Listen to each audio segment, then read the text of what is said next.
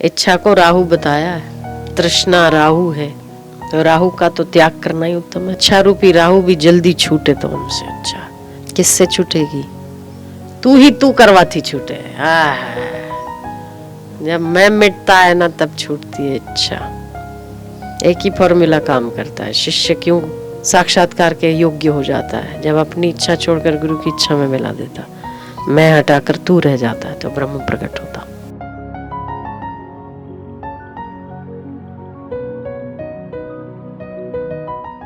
ओम श्री परमात्मने नमः। ओम श्री गुरुभ्यो नमः। ओम गम गणपते नमः। वशिष्ठ जी बोले, हे राम जी, फूलों के बगीचे और सुंदर फूलों की सैया आदि विषयों से भी ऐसा निर्भय सुख प्राप्त नहीं होता जैसा संतों की संगति से प्राप्त होता है। फूलों की शैया से ऐसा सुख प्राप्त नहीं होता। इंद्र के पद से भी ऐसा सुख प्राप्त नहीं होता। समस्त विश्व के सुख भोग आदि प्राप्त हो जाए फिर भी वैसा सुख प्राप्त नहीं होता जो संतों की संगति से प्राप्त होता है। हे राम जी, फिर से। हे राम जी, फूलों के बगीचे और सुंदर फूलों की सैया आदि विषयों से भी ऐसा निर्भय सुख प्राप्त नहीं होता जैसा संतों की संगति से प्राप्त होता है, क्योंकि उनका निश्चय सदा आत्मा में रहता है। हे राम जी, ऐसे ज्ञानवानों की संगति करके जब हृदय शुद्ध होता है तब आत्म तत्व की प्राप्ति होती है। जब तक हृदय मलिन है तब तक उसकी प्राप्ति नहीं होती। जैसे उज्ज्वल आरसी प्रतिबिंब को ग्रहण करती है, लोहे की शिला प्रतिबिंब को ग्रहण नहीं करती, वैसे ही जब हृदय उज्ज्वल होता है तब संतों के वचन हृदय में ठहरते हैं। हृदय जब तक मलिन है, विषय विकार काम क्रोध लोभ मोह, तब तक न गुरु की कृपा ठहरती है।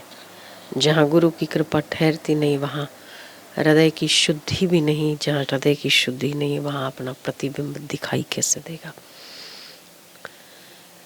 वहाँ नदी बह रही है, जाओ लोटा जल ले आओ। चेला दौड़ा, गुरु ने कहा जाओ पानी ले आओ। नदी बह रही, वहाँ चेला जाता है, वापस आता है।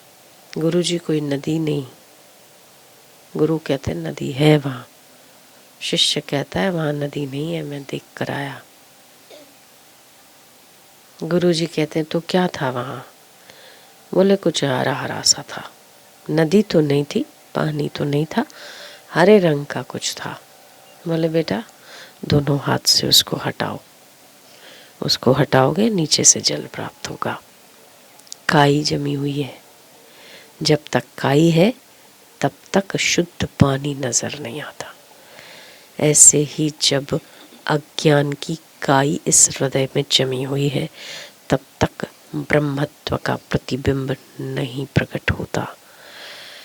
हृदय शुद्ध नहीं होता तब तक मैं ब्रह्म का एहसास भी नहीं होता, और ये होता है संतों की संगति से। फूलों की शैया से वो सुख प्राप्त नहीं होता, फूलों के बगीचों से वो सुख प्राप्त नहीं होता जो निर्भीक सुख संतों की संगति से प्राप्त होता है। इस संसार के विश्व भर के तमाम सुख एक व्यक्ति को प्राप्त हो जाए। जितने भी इस संसार में सुख है, बंगले मोटर गाड़ी घोड़े नौकर चाकर अप्सराएं, जो भी आपको चाहिए, समस्त सुख एक व्यक्ति को प्राप्त हो जाए, फिर भी पितरों के सुख के आगे सुख छोटा है। उन समस्त सुखों को जो पितरों को प्राप्त होता है, आजान देव जो कर्म देवता हैं, जैसे पृथ्वी जल तेज वायु आकाश, इनको जो सुख है वो पितरों को प्राप्त नहीं होता।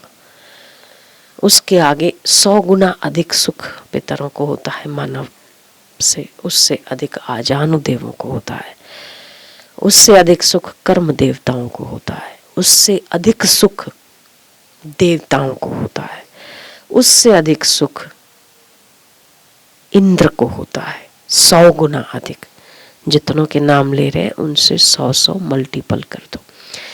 इंद्र से 100 गुना अधिक सुख ब्रह्मा जी को होता है,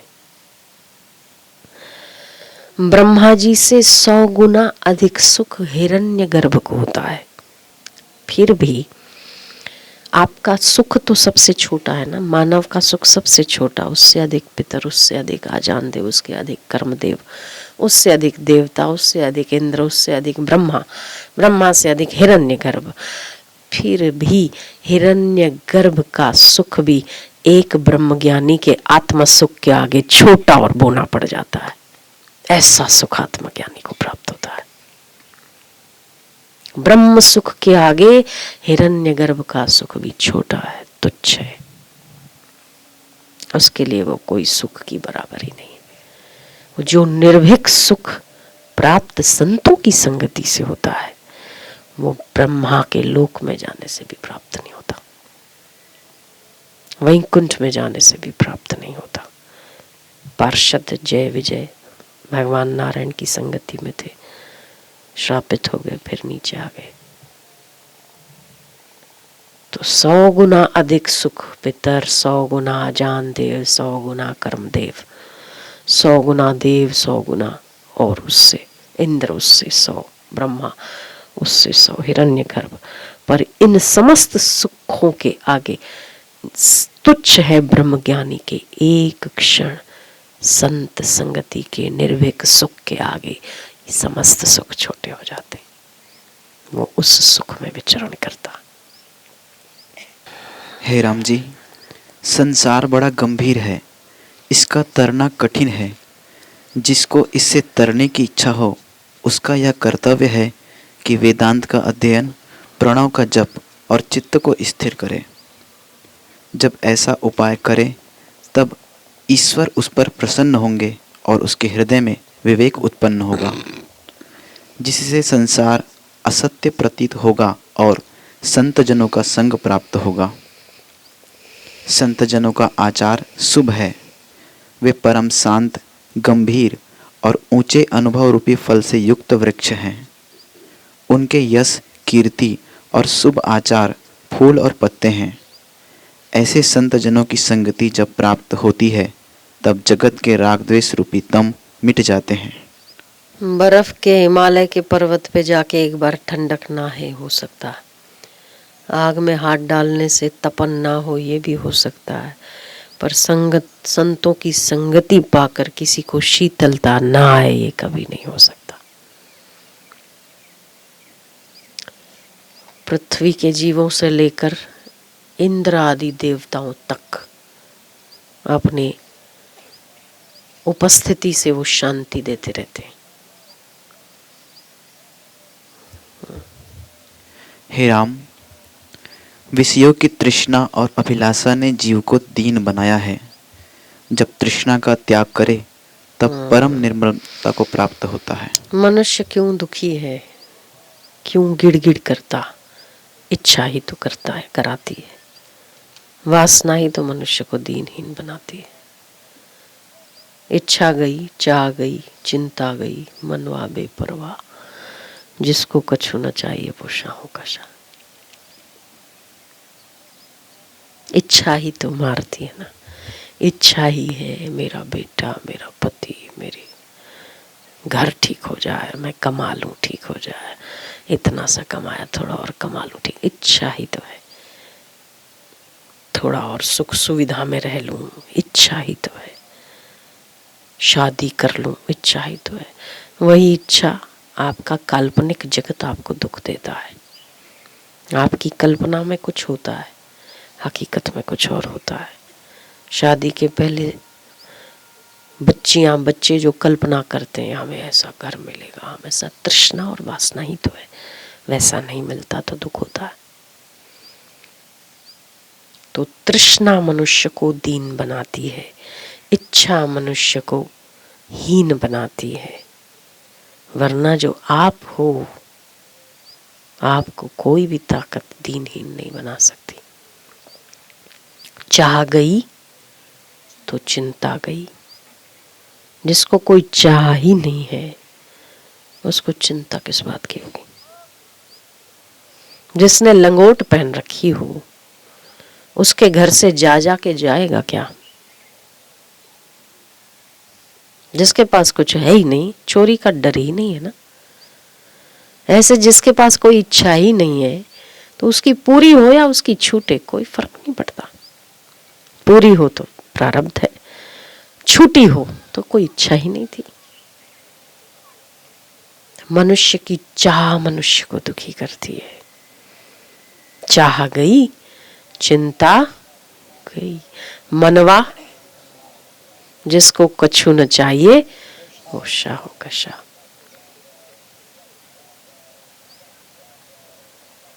अभी आपको कोई चाह नहीं है क्या? चाह रही तो इसलिए सुख है। यहां से भागोगे फिर चाह शुरू हो जाएगी, फिर दुख है। चाह में दुख है, संसार में दुख नहीं है, चाह में दुख है, तृष्णा में दुख है। तृष्णा छोड़ दो तो अभी आनंद स्वरूप हो, ब्रह्म स्वरूप हो, मुक्त गगन में विहार करते हो। जब तक पंछी धरती पर है तभी तक एक दूसरे से लड़ते, एक दूसरे को टोंगे मारते, चोंच मारते, लड़ते। जब आसमान में उड़ते हैं तो कोई लड़ाई नहीं है, फिर नहीं लड़ते। तो जब तक आप में इच्छा है तब तक आप छोटे हो, जब तक आप छोटे हो तब तक लड़ाई है, तब तक दीनता है, तब तक हीनता है, तब तक भाई पति मिल जाए तो सुख हो जाए, भाई इतना मिल जाए तो सुख हो जाए। जब आप ऊंचे उठ जाते हो ना व्यापक, हाँ फिर प्रारब्ध है और फिर मिलता है तो उसकी कोई दिक्कत भी नहीं है। पर जहां आप इच्छा करके प्राप्त करते हैं वहां दुख होता है।